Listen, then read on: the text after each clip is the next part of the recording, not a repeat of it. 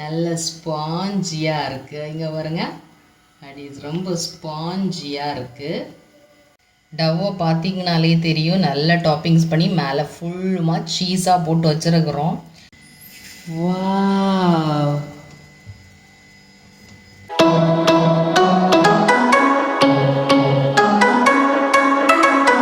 So பீஸா செய்கிறதுக்கு first process ஈஸ்ட்டை activate பண்ணணும். அப்போது நாங்கள் வந்துட்டு இந்த 150 ml மெஷரிங் கப் இருக்கு இல்லையா, 150 ml மெஷரிங் கப். ஸோ இதுக்கு 1 கப் வாட்டர் எடுக்கிறேன் அப்படின்னா இதில் 50 லைன் இருக்கு இல்லையா, இதில் வந்துட்டு இந்த அளவுக்கு சுகரும் ஈஸ்ட்டும் எடுத்து ஆக்டிவேட் பண்ணணும். நம்ம வெதுவெதுப்பான தண்ணீர்லையும் எடுக்கலாம், பச்சை தண்ணியிலையும் எடுக்கலாம். நாங்கள் இன்றைக்கி பச்சை தண்ணியில் எடுத்து ஈஸ்ட் எப்படி ஆக்டிவேட் பண்ணுறது அப்படிங்கிறத பார்க்கலாம். ஆக்டிவேட் பண்ணி வச்சுருக்குறோம், அதை காணிக்க போகிறோம். பார்த்தீங்களா, ஈஸ்ட் ஆக்டிவேட் ஆகிருக்கு. இனி அடுத்த ப்ராசஸ் என்ன அப்படின்னா, மாவை பிசைஞ்சிடலாம், பேட்டர் ரெடி பண்ணிடலாம். பிஸா பேட்டர், பிஸா பேஸ்ன்னு சொல்லுவாங்க, அதை ரெடி பண்ணிடலாம்.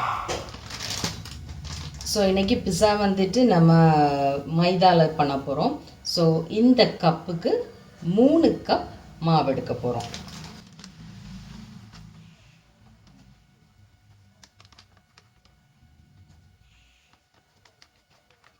ஸோ 3 கப் மாவு எடுத்துட்டோம். ஸோ மாவு எடுத்துக்கிறோம். மாவு கூட 2 டீஸ்பூன் பேக்கிங் பவுடர் எடுத்துக்கிறேன். கூடவே 1 டீஸ்பூன் பேக்கிங் சோடா போட்டுக்கிறேன். கூடவே 1 டேபிள் ஸ்பூன் உப்பு எடுத்துக்கிறேன். உப்பு எடுத்துட்டு ஸோ இதை வந்துட்டு நல்லா மிக்ஸ் பண்ணிக்கலாம். நல்லா மிக்ஸ் பண்ணியாச்சு.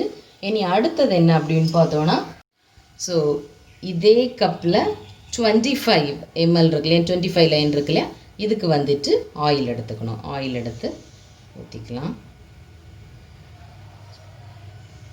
ஊற்றிட்டு நல்லா மிக்ஸ் பண்ணிக்கலாம்.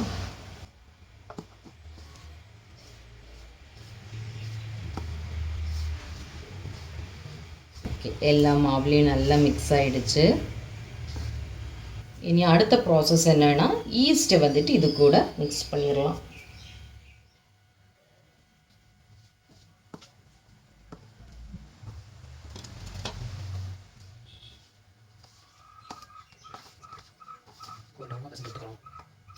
ஸோ இது வந்துட்டு நம்ம ஒரு சப்பாத்தி பூரிக்கெல்லாம் மாவு பிசைவோம் இல்லையா, அந்த பதத்துக்கு இதை பிசைஞ்சிக்கலாம்.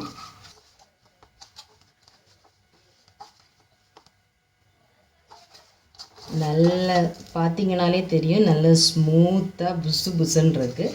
இனி இதை வந்துட்டு நம்ம தனியாக எடுத்து ஒரு 10 to 15 மினிட்ஸ் நல்ல மாவு பிசைஞ்சிக்கலாம்.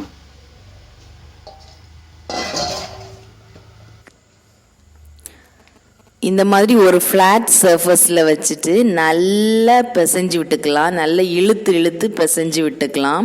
அப்போ தான் ரொம்ப சாஃப்ட்னஸ் கிடைக்கும் நம்மளுக்கு. ஒரு 10 to 15 மினிட்ஸ் நல்லா பிசைஞ்சிக்கலாம்.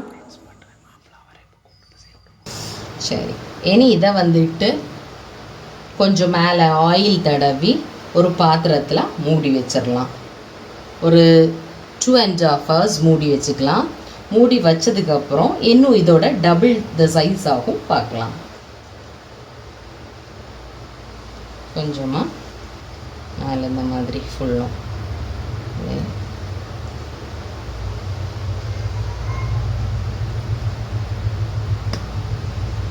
எண்ணெய் தடவி இந்த பாத்திரத்தில் வச்சிடலாம். இன்னும் கொஞ்சம் எண்ணெய் அழகாக ஊற்றிக்கலாம். சைடில் வச்சுட்டு ஒரு மூடி வச்சு மூடி வச்சிடலாம்.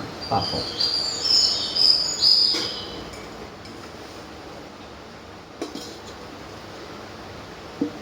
ஒரு 2.5 hours தாண்டின பிறகு இதை எடுத்து பார்க்கலாம். ஸோ இப்போ 2.5 hours ஆகிருக்கு. நம்ம டவ்வை பார்த்துடலாம் எப்படி இருக்குன்ட்டு. இங்கே பாருங்கள், வச்ச சைஸோட டபுள் த சைஸாக இருக்குது. நல்ல ஸ்பாஞ்சியாக இருக்குது. இங்கே பாருங்க, அப்படி ரொம்ப ஸ்பாஞ்சியாக இருக்குது,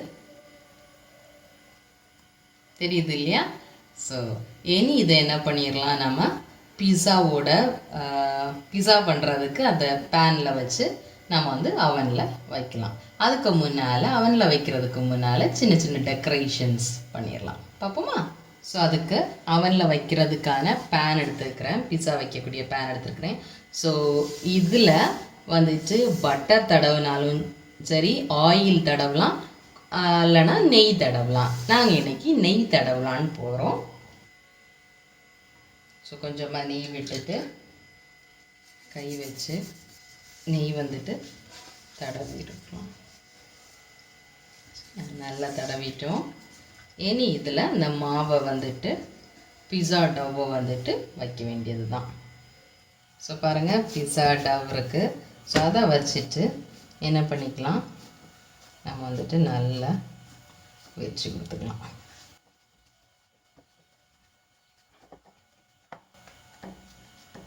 சைடு கொஞ்சம் திக்காக இருக்கிற மாதிரி பார்த்துக்கலாம்.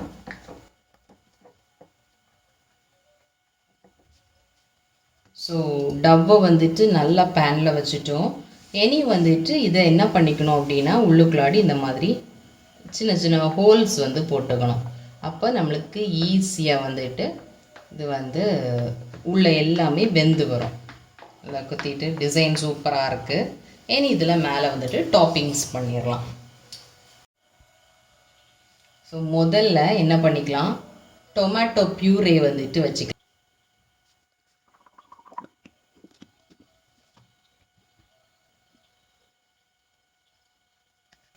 இந்த கை வச்சு தடவும் போதும் அதே மாதிரி தான் ஈவனாக அழகாக இருக்கும். ஸோ இதுக்கு மேலே இது கூடவே நம்ம வந்துட்டு சில்லி சாஸ் போட்டுடலாம்.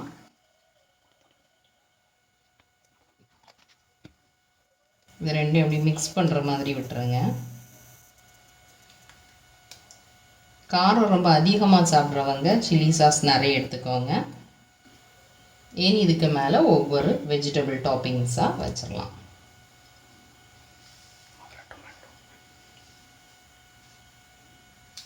ஸோ இதுக்கு மேலே முதல்ல தக்காளி எடுத்து போட்டுக்கலாம்.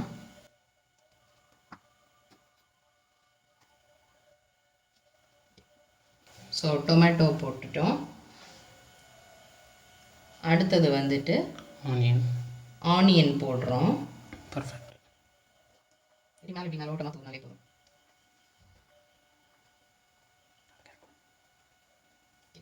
அடுத்தது கேரட் போட்டுக்கலாம். நல்லா பார்க்கும்போதே நல்லா கலர்ஃபுல்லாக இருக்குது. இனி அதை விட கலர்ஃபுல்லான வெஜிடபிள்ஸ் போடுறோம். கேப்சிகம், குடை மிளகாய், க்ரீன் கலர். அப்புறமா எல்லோ. இந்த டவ்வை பார்க்கும்போதே அப்படி வித்தியாசமாக இருக்குது. ஸோ இனி ரெட் கலர். சூப்பர், நல்ல அழகாக போட்டுட்டோம். ஸோ வெஜிடபிள்ஸ் எல்லாம் போட்டு சூப்பர் கலராக இருக்குது. இனி இதுக்கு மேலே வந்துட்டு சீஸ் போடுறோம். இது நாங்கள் செடார் சீஸ் வாங்கியிருக்கோம். ஸோ இதை வந்துட்டு துருவி போட்டுக்கலாம்.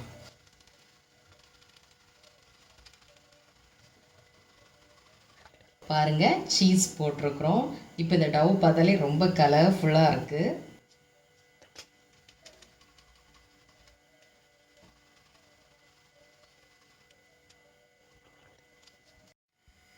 டவ்வை பார்த்தீங்கனாலே தெரியும், நல்ல டாப்பிங்ஸ் பண்ணி மேலே ஃபுல்லுமாக சீஸாக போட்டு வச்சுருக்குறோம். இது இனி அவனில் வைக்க போகிறோம். அவனில் வச்சுட்டு எடுக்கும்போது தெரியும் இந்த சீஸ் எவ்வளோ மெல்ட் ஆகி எவ்வளோ யம்மியாக இருக்க போகுதுன்னு பார்க்கலாம். ஸோ அவனில் வைக்கிறதுக்கு அவனை ஆன் பண்ணிக்கிறேன். முதல்ல ஆன் பண்ணிவிட்டேன். ஸோ இது வந்துட்டு எல்ஜி கன்வெக்ஷன் அவன். ஸோ முதல்ல இந்த கன்வெக்ஷன் CONVன்றதுல இந்த பட்டனை ப்ரெஸ் பண்ணிக்கிறேன். இது வந்துட்டு 180 டிகிரி செல்சியஸ் ஃபிக்ஸட் டெம்பரேச்சரில் காணிக்குது. இதை நான் வந்துட்டு நாபை ரொட்டேட் பண்ணி 200 டிகிரி செல்சியஸில் வைக்கிறேன். வச்சுட்டு இந்த ஸ்டார்ட் பட்டன்றதுல கீழே இது ஏன்னா ப்ரீவியஸாகவே நம்ம ப்ரீ ஹீட் பண்ணுறதுனால இதை என்ன பண்ணிக்கிறேன், இந்த ஸ்டார்ட் பட்டனை 2 தடவை கிளிக் பண்ணுறேன். கிளிக் பண்ணும்போது PRH காணிக்கிறதுல ப்ரீ ஹீட்.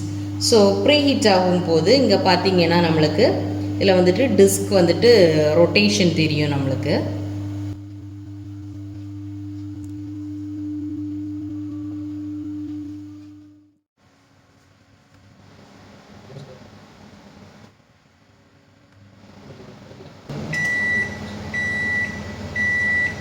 ஸோ இப்போ பார்க்குறீங்க இல்லையா, ப்ரீ ஹீட் முடிஞ்சு நம்மளுக்கு பீப் சவுண்டு கேட்டுச்சு. அவ்வளோதான், ப்ரீ ஹீட் முடிஞ்சிச்சு. இனி வந்துட்டு இதை ஓப்பன் பண்ணி நம்மளோட ட்ரையை உள்ளே வச்சிடலாம்.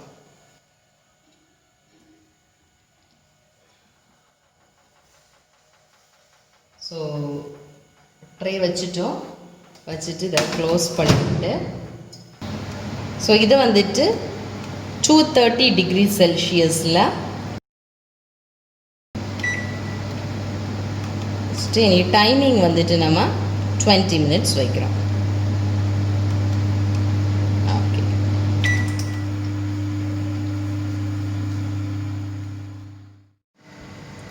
ஸோ மோரோவர் ரொம்ப பக்கத்தில் நெருங்கிட்டோம். பாருங்கள், சீஸ் எல்லாம் அப்படியே அருமையாக மெல்ட் ஆகிருக்கு. 3, 2, 1. சரி, எண்ட் ஆகிடுச்சு. ஸோ நம்மளோட ரொம்ப ரொம்ப சுவையான பிஸா ரெடி ஆகிருக்கு. ஓப்பன் பண்ணி பார்த்து அது எவ்வளவு எம்மியாக இருக்கிறங்கிறத டேஸ்ட் பண்ணி பார்ப்போம்.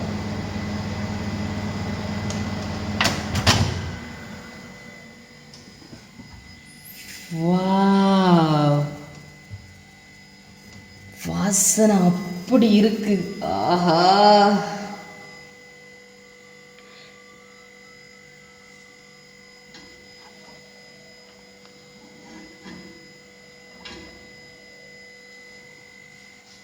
So யம்மியான சீசி pizza.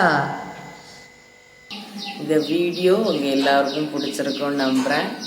மறக்காமல் எங்கள் சேனலுக்கு சப்ஸ்கிரைப் பண்ணுங்கள், கமெண்ட் பண்ணுங்கள், லைக் பண்ணுங்கள், ஷேர் பண்ணுங்கள். பக்கத்தில் இருக்கக்கூடிய பெல் ஐக்கானை கிளிக் பண்ணுங்கள். சுற்றலாம், சுவைக்கலாம். நன்றி.